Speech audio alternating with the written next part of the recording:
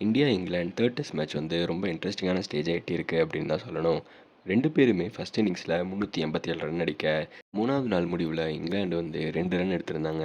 நேத்து இங்கிலாந்து வந்து ஃபாஸ்ட்டா ஆடி டார்கெட் செட் பண்ணுவாங்க அப்படின்னு எல்லாரும் எதிர்பார்த்த நிலையில இங்கிலாந்து ஆட ஆரம்பிச்சாங்க. இந்தியா வந்து இங்கிலாந்தோட பேட்ஸ்மேன வந்து ரொம்ப நல்லா பவுலிங் போட்டு கண்ட்ரோல் பண்ணாங்க. முக்கியமா அவங்களுக்கு ஈஸி ரன்னே குடுக்க விடல. ரிஸ்க் எடுத்து ரன் அடிக்க வேண்டிய நிலைமைக்கு இந்தியா வந்து கொண்டு வந்தாங்க. ரொம்ப நல்லா பவுலிங் போட்ட நிதிஷ் ரெட்டி, முகமது சிராஜ், ஆகாஷ்தீப் சிங், பும்ரா எல்லாருமே வந்து ரொம்ப கண்ட்ரோலா பவுலிங் போட்டு இங்கிலாண்ட மலமலன்னு அவுட் பண்ணிட்டே இருந்தாங்க. ஹாரி ப்ரூக்லாம் ஒரு ஸ்டேஜில் வந்து பின்னாடி வந்து ஸ்கூப் பண்ணி ஆடிட்டு இருந்தாரு. அங்கே தான் வந்து அவங்களால ரன்னே அடிக்க முடிஞ்சது. அப்படி இருக்கும்போது மறுபடியும் இந்தியா வந்து ஒரு நல்ல பவுலிங் போட்டு அவரையும் போல்ட் ஆக்குனாங்க. ஒரு ஸ்டேஜில் வந்து இங்கிலாந்து வந்து ரூட்டும் பென் ஸ்டோக்ஸும் ஒரு நல்ல பார்ட்னர்ஷிப் போட்டுட்டு இருந்தப்ப வாஷிங்டன் சுந்தர் உள்ள வந்து செம்மையாக பவுலிங் போட ஆரம்பித்தார். அவர் வந்து ஸ்டம்ப் டு ஸ்டம்ப் லைன் போட்டு மேட்சை அப்படியே மாற்றினாரு அப்படின்னு தான் சொல்லணும்.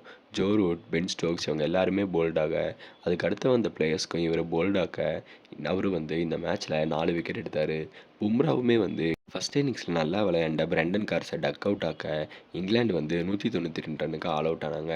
192 ரன்னு வந்து கடைசி நாளில் இந்தியா சேஸ் பண்ணுமா அப்படிங்கிற கேள்வி வந்து எல்லாருக்கும் இருந்தது. ஆனால் 4 செஷன் இருக்குது, ஈஸியாக ஜெயிச்சிருவாங்க அப்படின்னு தான் எல்லாரும் எதிர்பார்த்தப்ப இந்தியா வந்து சேஸ் பண்ண ஆரம்பித்தாங்க. எஸ்எஸ்வி ஜெய்ஸ்வால் வந்து ஆர்ச்சர் பாலுக்கு சீக்கிரம் அவுட் ஆக, அதுக்கு அடுத்து வந்த கருண் நாயரும் சுமன் கில்லும் சீக்கிரம் அவுட் ஆயிட்டாங்க. இதுக்கடுத்து நைட் வாட்ச்மேன் இறக்கி விட்ட இந்தியா, அவருமே வந்து ஸ்டோக்ஸ் கையில் அவுட் ஆக இந்தியா 4வது நாள் முடிவுக்கு 58க்கு 4 அப்படிங்கிற நிலைமையில இருக்காங்க. இந்தியா வந்து இன்னும் ஒரு 3 செஷன் ஃபுல்லாக ஆடணும், 137 ரன் அடிக்கணும்.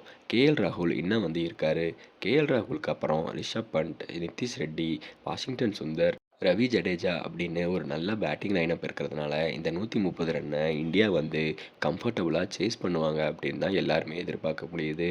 இங்கிலாந்து வந்து ரொம்ப ஆக்ரோஷமாக விளையாண்டாங்க அப்படின்னு தான் சொல்லணும். இப்போ 3வது நாள் முடிவில் இந்தியா வந்து அந்த ஒரு ஓவரை எப்படி பவுலிங் போட்டாங்களோ அதே மாதிரி தான் நேற்று அந்த ஒரு செஷனை ஃபுல்லாகவுமே வந்து இங்கிலாந்து பவுலிங் போட்டாங்க. ரொம்ப நல்லா விளையாண்ட இங்கிலாந்து வந்து 4 விக்கெட்டை எடுத்தது வந்து நிஜமாவே அவங்களுக்கு வந்து ஒரு ஹோப்பை கொடுத்துருக்கோம் அப்படின்னு தான் சொல்லணும். இந்தியாவை பொறுத்த வரைக்கும் இன்றைக்கி ஃபஸ்ட்டு செஷனை மட்டும் விக்கெட் இல்லாமல் விளையாடிட்டாங்க அப்படின்னா மேட்சை கைக்குள்ளே கொண்டு வந்துடலாம். என்ன பண்ணுவாங்க அப்படின்னு தெரியல. ஆனால் ரிஷப் பண்ட்டும் கேஎல் ராகுல் கையிலலாம் மேட்ச் முக்கியமாக இருக்குது. ஏன்னா அடுத்து வர 3 பேருமே வந்து எவ்வளோ ப்ரெஷர் ஹேண்டில் பண்ணுவாங்க அப்படின்னு தெரியல. அதனால் கேஎல் ராகுல், ரிஷப் பண்ட் கையில் தான் மேட்ச் இருக்குது நாளைக்கு.